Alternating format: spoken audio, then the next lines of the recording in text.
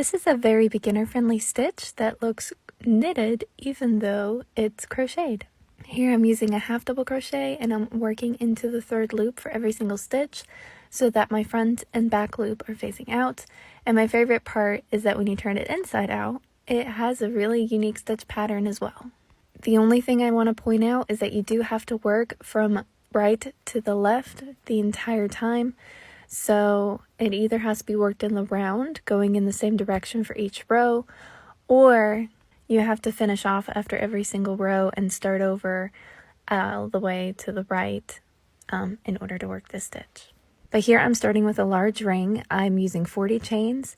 If you want to know a hack on how to keep your chains from twisting, I can tag that in the comments, just let me know. And from here, I'm just going to work a half double crochet into the top loop of every single chain, going all the way around. And then when I get to the end, I am not going to slip stitch. I did not chain anything at the beginning of the row either. I'm just going to work my next half double crochet or my first half double crochet of the second row into the third loop here of the half double crochet. I'm also now twisting in the end for my slip knot. Working in.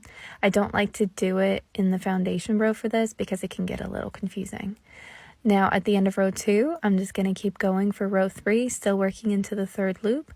But here's what's starting to happen. So your top 2 loops are starting to turn out and they're going to start looking knitted. I'm going to keep going for a few more rows. Here's what it looks like for row 4. To finish off, I'm going to slip stitch into every third loop again so that my last row of half double crochet are kind of pointing forward the way the other stitches are, and there's not a weird gap. So here's what it looks like with the slip stitch. The key here is to keep the slip stitch loose. If you're used to holding the loop in place on your hook, don't do it when you're slip stitching. If you do, it will make it look cinched at the top.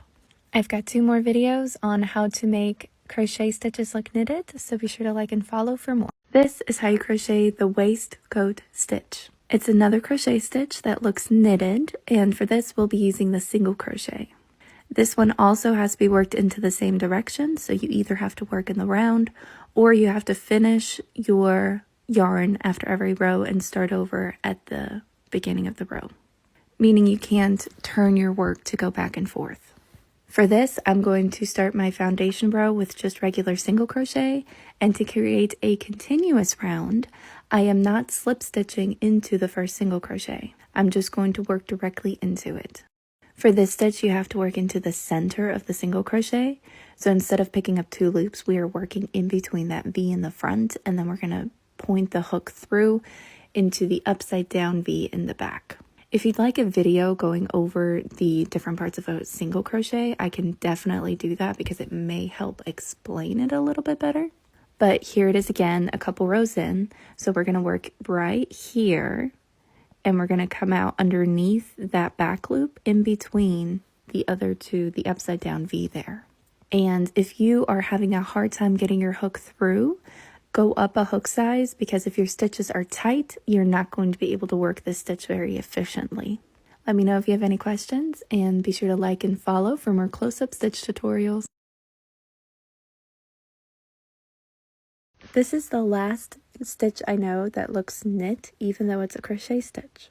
For this, I'm using a Tunisian crochet technique, and to start, I'm going to pull up a loop through every single back loop on the chain. If you're confused about how to work into the back loop, let me know. I have a video on that I can reply to you with. That way it'll be tagged in the comments. Then once I pick up all the loops, I'm going to yarn over, pull through 1 for my turning chain, yarn over and pull through 2, and then I'm going to yarn over and pull through 2 until I only have 1 loop left on my hook. Then to start row 2, I'm going to insert my hook. You see that loop right there? I'm going to insert it between those 2. Push my hook through the back, yarn over and pull through, and pull up a loop.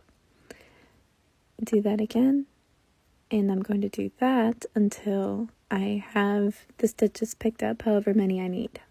And then to finish row 2, I'm going to do the same thing, yarn over, pull through 1, yarn over, pull through 2, and you're going to pull through 2 until you only have 1 loop left on your hook. I'll do that for a few rows. And then to finish my swatch, I'm going to slip stitch. So I'm inserting my hook into the stitch the way I did before. I'm going to yarn over, pull through the stitch and the loop on my hook. And that way I only keep one loop on my hook. I like to keep the first videos like these very fast for those who are already more advanced in crochet, but if you want the extended version, leave me a comment and I'll reply to it with the video.